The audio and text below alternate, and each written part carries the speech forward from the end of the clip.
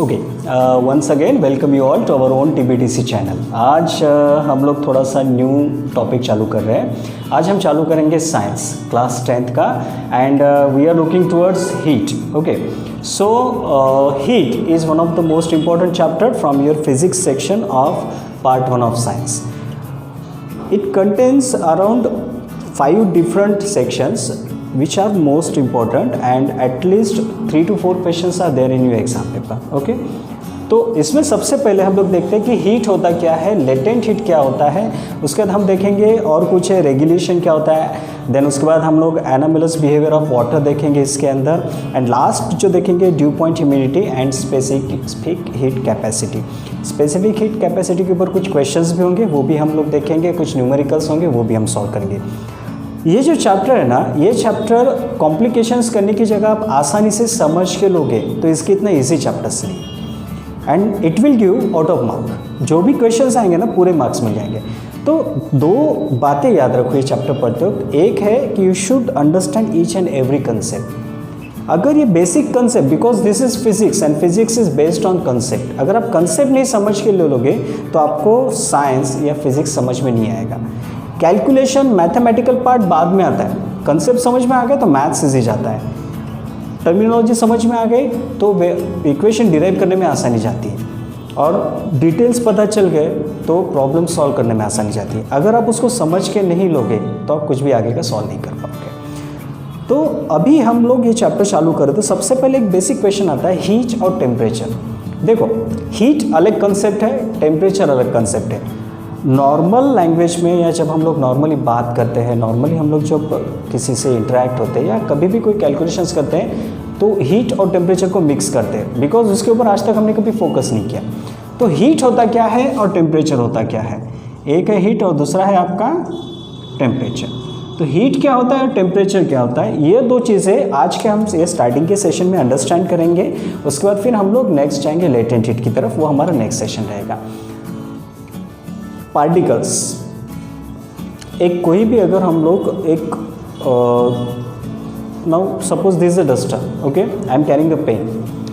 एक ज़माना था जब हम लोग चॉक्स यूज़ कर सकते थे, राइट। चॉक्स अगर यूज़ करते थे तो it was easy for us. आप लोगों को चॉक पता है, चॉक जब हम लोग लिखते हैं तो उसके डस्ट पार्टिकल्स गिरते हैं, राइट। डस्ट पार्टिकल मीन्स वो चाक, अगर मैं एक वस्तु पकड़ूँ तो उसका वो पार्टिकल्स हो गए।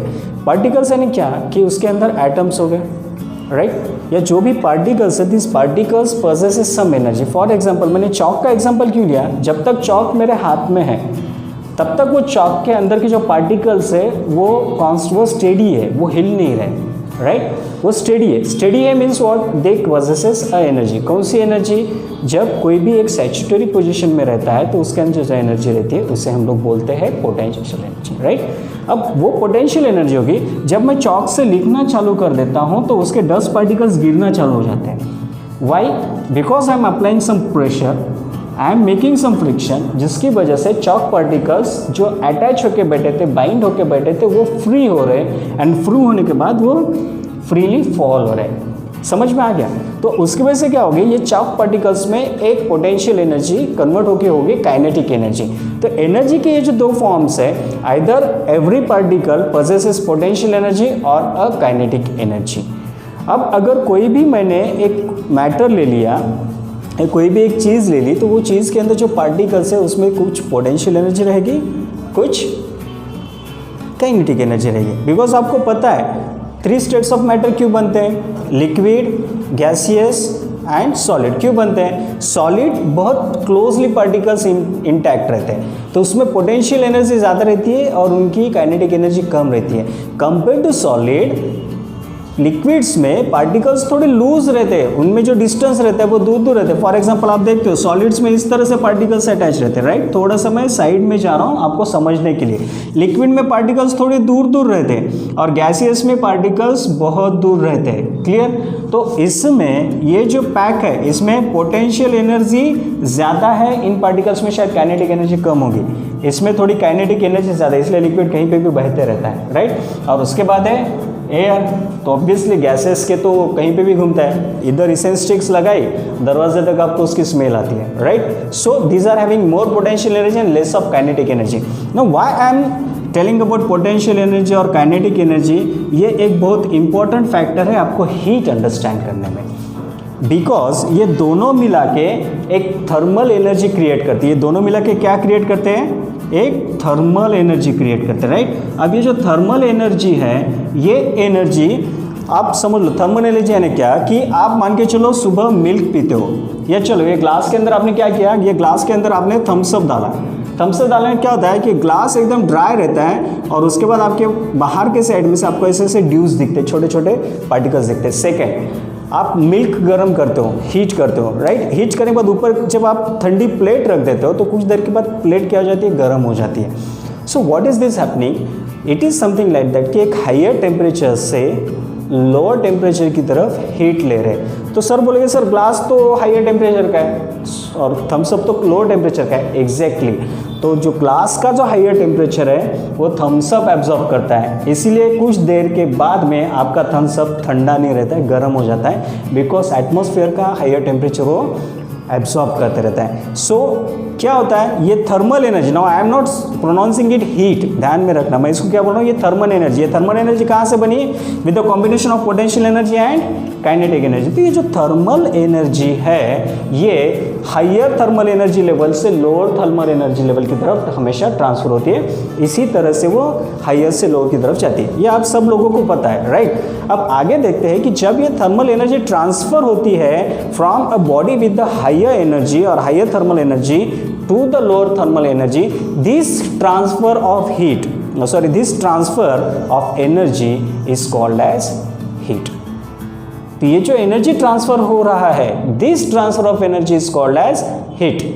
हम लोकल लैंग्वेज में बोल देते हैं गरम आहे, गर्मी खूप है, हीट खूप है। म्हणजेच काय कि transfer of energy is happening this higher level to lower level. ये जो एनर्जी ट्रांसफॉर्मेशन हो रहा है उसे हम लोग हीट बोलते हैं। हीट का कंसेप्ट क्लियर हो गया। बेसिक कहाँ से चालू किया हमने? पार्टिकल से। पोटेंशियल एनर्जी देखा, काइनेटिक एनर्जी देखा, इन दोनों का कॉम्बिनेशन फॉर्म हो गया थर्मल एनर्जी में। थर्मल एनर्जी जब हायर टेम्परेचर लेवल से लोअर टेम्परेचर लेवल की बॉडी में ट्रांसफर होती है तो जो थर्मल एनर्जी ट्रांसफर हो रही है उसे हम क्या बोलते हैं? हीट बोलते हैं। अब आते हैं हम लोग टेम्परेचर की तरफ। Clear? Once again I am telling you, heat क्या होता है? Heat is a transfer of thermal energy, right. ये जो ट्रांसफर प्रोसेस है, इस प्रोसेस को हम लोग क्या बोलते हैं? हीट बोलते हैं। अब हीट कैलकुलेट करते हैं किस तरह से? फिजिक्स है। फिजिक्स है तो यूनिट्स है, और यूनिट्स है तो यूनिट्स पता होना जरूरी है। तो हीट के यूनिट्स कौन से आपके? हीट के यूनिट्स आती है, ये आपने देखा, एक तो हीट आप कैलकुलेट करते हो जूल में, क्लियर। उसके बाद किस में कैलकुलेट करते हो? कैलोरीज में, और उसके बाद आर्ग में। तो ये तीनों हीट के अलग अलग यूनिट्स हैं जिसमें आप कैलकुलेट करते हो। अब आते हैं टेम्परेचर की तरफ। देखो मैथ्स के स्टैंडर्ड फर्स्ट में आपने देखा होगा कि नंबर्स जब आप पढ़ते हो, बेसिक्स बहुत पुराने याद दिलाओ, जब आप नंबर्स पढ़ते हो तो एक रहता है न्यूमेरिकल्स, राइट, और दूसरा आता है नंबर नेम्स आप लिखते हो। नंबर नेम्स क्या रहता है? One is numerical and ONE, one is number name. तो सेम वे में हीट इस तरह से है, हीट इज ट्रांसफर प्रोसेस है, और इसको जब हम मेजर करते हैं तो उसे हम मेजर जब करते हैं न्यूमेरिकल्स में तो उसे हम बोलते हैं टेम्परेचर। जब हीट को हम न्यूमेरिकल्स में मेजर करते हैं, right, the temperature is a quantity measure of the hotness और कोल्डनेस ऑफ द बॉडी। यानी किसी भी बॉडी का जो हीट यानी हॉटनेस कितना है या कोल्डनेस कितना है, उसको जब हम मेजर करते हैं तो उसे हम टेम्परेचर बोलते हैं। It is a numerical number. Heat एक ट्रांसफ़र की प्रोसेस है एंड टेम्परेचर आपको बॉडी का हॉटनेस एंड कोल्डनेस बताता है। तो ये दो अलग कंसेप्ट है, ये आप ध्यान से समझ लीजिए, बिकॉज अगर ये दो कंसेप्ट आपको समझ में आ गए तो हीट चैप्टर समझ में आ जाएगा। जहाँ टेम्परेचर मेजरमेंट आएगा तो वहाँ टेम्परेचर तो समझ में आना चाहिए कि इट इज़ द हॉटनेस और coldness of the matter, that's it. जब हीट बोलेंगे तो यहाँ पे एनर्जी ट्रांसफर हो रही है उसके बारे में बात चल रही है। क्लियर हो गया? तो इसके भी यूनिट्स हैं, जैसे इसके यूनिट जूल, कैलोरीज एंड अर्ग है, वैसे टेम्परेचर की भी यूनिट्स है। इसके यूनिट हम लोग बोलते हैं डिग्री सेल्सियस। कितना है रे? 101 डिग्री सेल्सियस है। या थर्मामीटर पे दूसरा रहता है डिग्री फ़ारेनहाइट रहता है, क्लियर। और तीसरा एक टेम्परेचर का यूनिट होता है, वो होता है केल्विन, क्लियर। तो ये 3 यूनिट है जिसके थ्रू हम लोग टेम्परेचर को रिप्रेजेंट करते हैं in the number, like 100 degree Celsius का हो गया या 70 डिग्री फ़ारेनहाइट हो गया, सो डिपेंड करता है। तो ऑब्वियसली हर एक का कन्वर्जन अलग है, हमने वो देखा भी है, मैथ्स में भी देखे हैं कि डिग्री टू फ़ारेनहाइट कैसे कन्वर्ट करते हैं, डिग्री टू केल्विन में कैसा करते हैं, वो बात की बात है, वो हम आगे देखेंगे भी, वो पार्ट्स भी आएंगे। सो फिलहाल बेसिक आज का जो ये छोटा सा सेशन शुरू किया था, वो सेशन इसीलिए था कि difference between heat and temperature. अगर आपको ये समझ में आ गया, so we can go with the continuation with other part of the chapter. Once again revising, heat आपका ट्रांसफर ऑफ थर्मल एनर्जी को रिप्रेजेंट करता है, हीट यानी एनर्जी ट्रांसफर हो रही है उसके मामले में है। एंड टेम्परेचर, तो कोई भी जो बॉडी है उसको हॉटनेस का लेवल कितना है या उसका कूलनेस का लेवल कितना है, वो न्यूमेरिकल डेटा में या न्यूमेरिकल नंबर में, क्वांटिटिव मेजर में हम लोग करेंगे, जैसे कि 100 डिग्री 72 डिग्री, तब हम उसे टेम्परेचर काउंट करेंगे। यहाँ तक क्लियर हो गया?